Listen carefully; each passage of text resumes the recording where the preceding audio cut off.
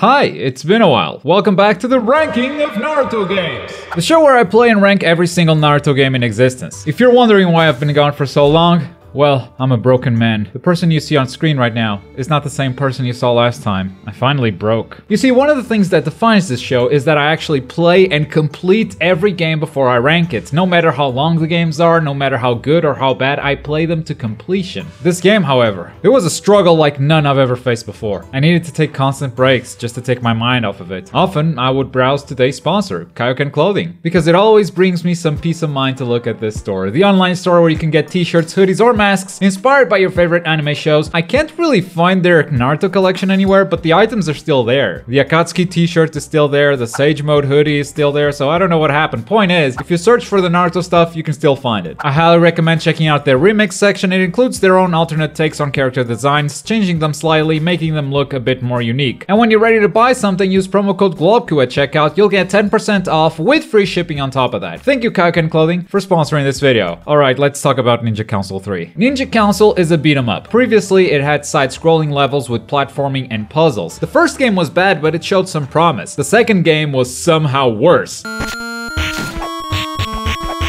So let's see what they did with the third one now that's on a new console, the Nintendo DS. First, they gave us a bunch of characters. You unlock them as you play. The problem is they all play the same. Everyone has a 3-hit combo. You can sprint and jump around, and then each character has their jutsu, and regardless of which character you take into battle, you can always take other characters' jutsu and sort of use them as assists on your own mission. Not that it matters because all jutsu are also the same. The ones in blue hit full screen and take the biggest amount of chakra, and the other ones your character will just run at the opponent and tackle them. I'm serious, the Rasengan is just Naruto running at the opponent and tackling them. That is if you're fighting common thugs. If you're fighting a boss, it will actually trigger a cutscene. And the cutscene comes with its own minigame. This is the Nintendo DS after all, so they had to use the touchscreen, right? So you activate the jutsu by tapping the touchscreen, and then you play a minigame where you usually have to match the symbols to perform the jutsu, and then you either blow into the microphone or you swipe the screen in the direction that you want. It gets old, it gets repetitive, the animations are pretty long too. The one that I found kinda neat was Neji's Byakugan, because since you kinda gotta poke the chakra points, and that kinda feels like Neji. But it's weird because the game also wants you to use the stylus a lot, so you gotta do some gymnastics. The levels can be found on this bingo board. You start with only the D-rank missions, which are something like kill 20 enemies, or find 20 scrolls, or defeat a boss with a specific jutsu. There's really no story or link between these missions. It's like the filler missions you'd find in most Naruto games, only here it's actually the main content. And sometimes that's fine for a handheld game, except this game also handles like garbage. Something about your range, your momentum, it just feels super off, and if other characters touch you, you get knocked down immediately. And a lot of these missions are on a timer, which means getting knocked down is actually a big downside. And since every character plays the same, this also means that no matter the boss fight, it's all kind of the same too. And the AI is so busted. Look at Tenten during this mission. She's stuck because she can't get past the box. My god, this mission was infuriating. You have to defeat Tenten with Byakugan. That's the whole mission. Problem is, Tenten randomly starts jumping around, running away from you, and then ends up getting killed by a random environmental hazard. Mission failed. Time to start over. And if this wasn't a condition to win a mission, because some boss fights don't require you to beat them with a specific jutsu, one of the best strategies you have is just to stay away, wait for chakra to regenerate, and then hit them with ultimate attacks, because they hit full screen. And sometimes that's actually the right thing to do. Yay. Fun gameplay. As you clear the lower level missions, you unlock higher level missions. Does the AI get harder? Do they get better, more challenging? Not really. They just add a bunch of BS to the stage. For instance, here's a Sasuke boss fight. Instead of making Sasuke stronger, they added a bunch of mobs and objects flying across the stage. Yeah, that will ramp up the difficulty. You know what? They're not wrong. It does get harder, but that's just not fun. You may have also noticed at this point that these levels are no longer side-scrollers. Every level is a big square. You can tell because of the big square on the bottom screen. It shows you your position relative to the enemy boss, when there is an enemy boss. Because when there isn't, this screen is useless. Jeez, at least put a map on there. And outside of boss fights, what do? You fight Naruto's most iconic enemies. The snakes and the spiders! You guys remember the Naruto spider and snake arc? That was a good one.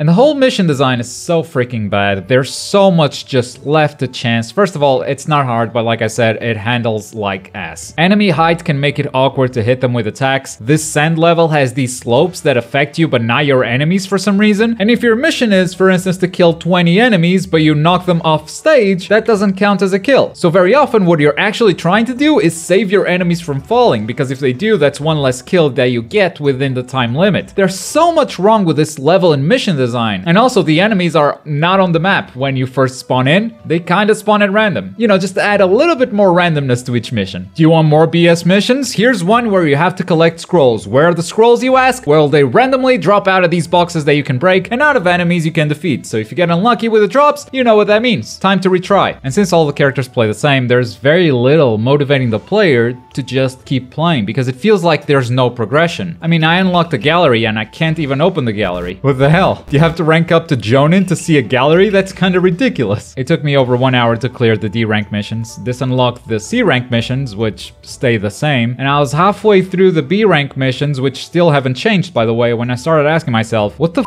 am I doing? So I went to YouTube because I wanted to see if the game got good at some point, and I discovered that the S rank missions are still the same missions, which means that for the first time ever, I'm not finishing this game. I'm done. I'm still gonna rank the out of it though. Here are the cons: bad level design, bad mission design, handles like and the characters all play the same. As for the pros, I kinda like the character sprites, to be honest. Yeah, good sprite work. Worst Naruto game I have ever played. That's the ranking. I didn't think Ninja Council was gonna keep getting worse, especially after the first one. I saw potential. This is not the path I thought they were gonna take, but here we are. I'll see you guys in a minute. I've been playing this other game in parallel because sometimes I needed to take breaks from Ninja Council 3, so I'm gonna finish it right now, and I'll be back to tell you all about the Naruto RPG, Path of a Ninja. Well, that was a journey, and you may have caught some of it because I streamed it on Twitch, twitch.tv/Globku. Give me a follow to find out what's coming up in the next episode. As soon as I booted up Path of the Ninja, I thought, oh no, here we go again. We're fighting them snakes! But actually this game was very, very surprising. I did not expect to like it as much as I did. It's an RPG with quite a few systems, and it's kind of heavy at the start, trying to teach you all of it at the same time, but it kind of boils down to this. When you enter combat, your enemies and your team can move in a 3x4 grid. If you are in the front row, closer to your enemies, you will deal more damage, but you also take more damage. If you want to move to the back, you'll take less damage, but also deal less damage. This, however, does not apply to jutsu, so you can stand in the back and just throw jutsu without the damage penalty. But let's just say jutsu in this game aren't quite as overpowered as they usually are in Naruto games. In fact, more often than not, jutsu are only worth using if you hit multiple enemies with it. To launch the big jutsu, you usually play a minigame on the touchpad. Sometimes you have to swipe the screen, other times you have to input a button combination, and it actually lets you just mash the buttons if you don't want to mess around with a touchscreen at all. Which makes sense, since this game was originally released for the Game Boy Advance in Japan. There's a whole system with elemental strengths and weaknesses too, which includes weaknesses to genjutsu, and it helps knowing what your enemies are weak to. Unfortunately, there's no scan ability or anything of the sort, you just have to guess it via trial and error. Also, because elements matter in this game, they just gave lightning and fire jutsu to everyone. Doesn't matter if they never did it in the show. Here's some elemental jutsu, you're gonna need it. But thanks to these simple systems, during longer encounters it will be very engaging, just moving characters back and forth, putting them in the optimal position to deal the most damage or to receive the least amount of damage. All of that while keeping in mind that the formations your characters have relative to each other actually give you buffs. There is a big downside, which is I wish you could see your opponent's health. You just never know if they're 1 hit away from dying or 20 hits away from dying, which means that if you fail the encounter, it can be really discouraging because you never know how close you were to actually beating it. Overall, there are some very cool ideas in this turn-based combat system, turning Naruto mechanics into an RPG, and they're more thoughtful than you think for a game that looks like it was made on RPG Maker. For the most part, you play as Naruto, Sasuke, and Sakura. These characters join and leave the party as the story requires, with a few more characters showing up later in the game, but without as big of a role in the story. They're almost just guest characters. And you play through the actual Naruto story, starting with the Kakashi training all the way to the end of the Chunin exam arc, with Gaara being the final boss fight. It does have some filler in the middle though, it wouldn't be Naruto without it, right? You know how after the Kakashi training in the anime they have a little montage of them doing some boring missions like rescuing a cat? Well, instead of watching the little montage, you actually play through those missions. They're kind of funny though. The writing in this game is really good. The tutorials constantly break the fourth wall. Naruto gets slapped right as he accepts his first mission as a ninja. That's child abuse, right? The writing definitely carries some of this filler. The gameplay during these missions, though, is usually pretty boring. They're mostly fetch quests. But while playing through the canon quests, I was surprised with how much detail they crammed in there. There were several moments in dialogue lines that I had completely forgotten from the show because they are not major moments, but this game has it all in there. It also gives you a good sense of space, letting you explore areas surrounding Konoha as well as the Land of the Waves. There's an overworld to travel between those different areas, and they have a different look to them, a different vibe. Not all of them are fun though. I just totally hated going through the Forest of Death. And then there's a side quest that puts you back in the Forest of Death.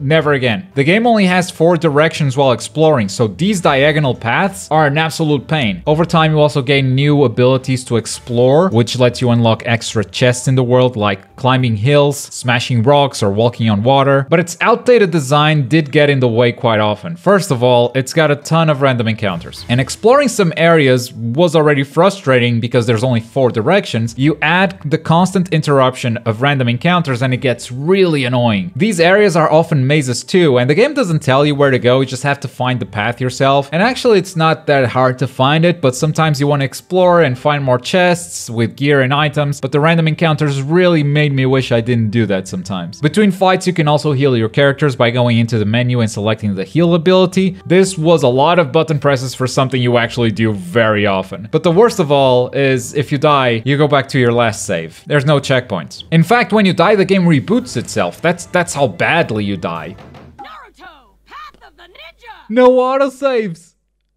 I'm back at the start of the stream! Fortunately, you can save anywhere you'd like as long as you're not in the middle of dialogue or in the middle of combat, so you just need to constantly remind yourself to do it. But in 2020, I think my brain has forgotten to do that. Oh my god, I lost so much progress. Overall, these were a pleasant 11 hours before I saw credits, and I feel like I've said this before and have been very disappointed, but here it goes again. I can't wait to see where the series is going next, because there's actually a Path of the Ninja 2, and I like this one quite a bit. I want to see it evolve, but now it is time to rank it. Despite my positivity during this video, it is somewhat limited when compared to these other games. It's gonna be hard to find a killer DS game that defeats most of these, but I would say that I like this about as much as I did Uzumaki Chronicles. So we're gonna put it at D rank, right above Uzumaki Chronicles, since in this one, you can't just spam Rasengan to win. Oh wait, I mean Power Strike. You can't spam Power Strike. Alright, sorry for the long break in this series, guys. Let me know as usual what you'd like me to play next. I don't think I've ever said this in this show yet, but I want to finish the Naruto games before I move on to the Naruto Shippuden. That's why a lot of your suggestions, I haven't taken them yet, because I want to get done with vanilla Naruto first. And there are actually still a couple of vanilla Naruto games to go through. So if there's any you'd like to see, let me know in the comments. Special thanks to Kaioken Clothing. Don't forget to check them out. Code Globku for a 10% discount. And as always, thank you very much for watching. My name is Globku, and I'll see you next time. Bye!